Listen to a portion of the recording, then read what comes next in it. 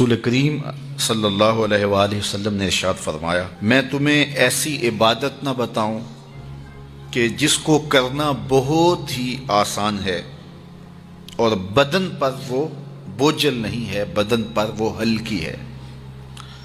عبادتوں میں مشقت تو اٹھانا پڑتی ہے۔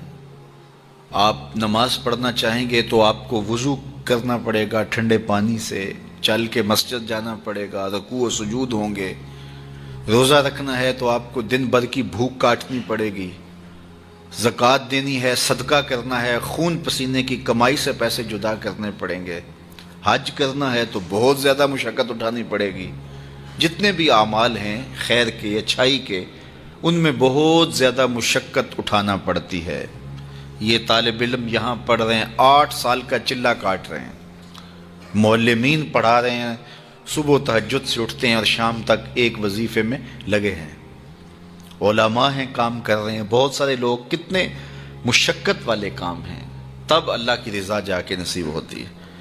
لیکن میرے حضور نے فرمایا تمہیں ایک ایسا عمل نہ بتا دوں جس میں بدن بھی نہیں تھکتا اور ہے بھی بڑا آسان؟ اللہ اکبر! فرمایا وہ عمل کون سا ہے؟ الصمت و حسن الخلق، خاموشی اور اچھے اخلاق۔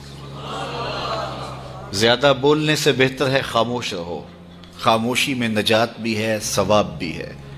زیادہ بولنے والا جھوٹ بھی بول لیتا ہے، زیادہ بولنے والا گالی گلوچ اور سب و شتم پر بھی اتر آتا ہے، زیادہ بولنے والا کسی کی پگڑی بھی اچھال دیتا ہے، زیادہ بولنے والا غیبت بھی کر لیتا ہے، زیادہ بولنے والا ایسا مزاح کر لیتا ہے جس سے کسی کو تکلیف پہنچے۔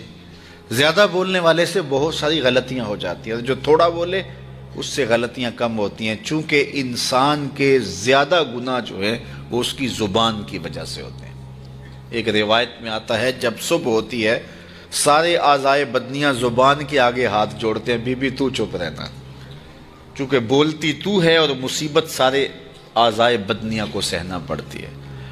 تو یہ زبان جو ہے اس کی وجہ سے زیادہ گناہ ہوتے ہیں، یا زبان کی وجہ سے، یا انسان کی عصمت کا جوہر جب لٹتا ہے تو پھر اس کے پلے کچھ نہیں رہتا۔ اس لیے میرے حضور نے ارشاد فرمایا، جو تمہاری 2 ٹانگوں کے درمیان اور جو 2 جبڑوں کے درمیان زبان، ان دونوں کی مجھے تم ضمانت دے دو، میں محمد تمہیں جنت کی ضمانت دے دیتا ہوں۔ تو فرمایا کہ میں تمہیں ایسا عمل نہ بتا دوں کہ جو بہت ہی آسان ہے، اور وہ کیا ہے؟ الصمت، خاموشی، وحسن الخلق، اور دوسری بات اچھے اخلاق، رویوں کی خوبصورتی۔ کسی سے ملو تو ہنس کے ملو، کسی سے بات کرو تو لہجے میں نرمی ہو، کسی کی عزت آبرو کا خیال رکھو، بڑے کا احترام کرو، چھوٹے پر شفقت کرو، مخلوق خدا پر رحم کرو، اللہ کی مخلوق پر شفقت سے پیش آؤ، رسول کریم کی امت پر رحم کرو۔ تو یہ ایسا عمل ہے جس پر کوئی مول بھی نہیں لگتا، قیمت بھی نہیں لگتی، بدن بھی نہیں تھکتا، لیکن نامہ اعمال نیکیوں سے بھر جاتا ہے۔ قیامت کے دن نامہ اعمال پر سب سے وزنی جو عمل ہوگا وہ حسن خلق ہوگا۔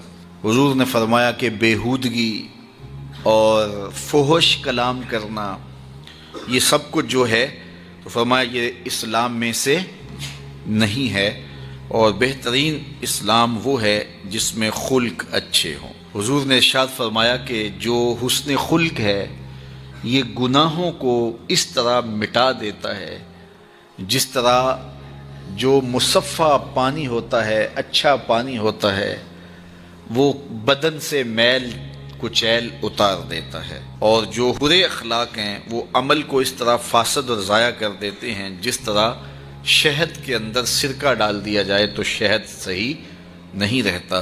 تو عمل اچھے ہیں لیکن بدخلقی ان اعمال کی بربادی کا سبب اور ذریعہ بن جاتی ہے۔ اللہ جل شانہ ہمیں معاملات کے اندر خوبصورتیاں نصیب فرمائے، رفق، نرمی نصیب کرے، معاف کر دینے کی توفیق نصیب کرے۔ رزق کمانے کے جو مقاصد ہیں وہ بہت سارے ہو سکتے ہیں، لیکن شریعت میں کاروبار کرنے کے، رزق روزی کمانے کے بنیادی مقاصد 3 ہیں۔ پہلا مقصد اپنے آپ کو سوال سے بچانا. دوسرا مقصد اپنے آپ کو حرام سے بچانا. تیسرا مقصد اپنی اولاد کی کفالت کرنا. یہ بنیادی مقاصد ہیں جن کے لیے رزق کمانا، روزی کمانا ہمارے اوپر لازم ہو جاتا ہے.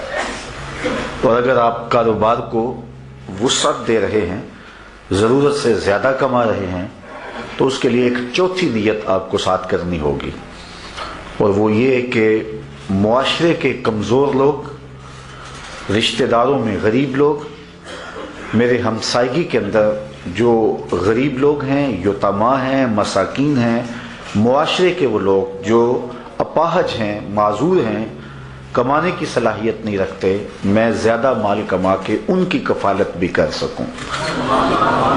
ان چار مقاصد کو ذہن میں رکھ کر کے جو رزق کمایا جائے گا وہ دنیا نہیں ہوگی، عین دین ہوگا.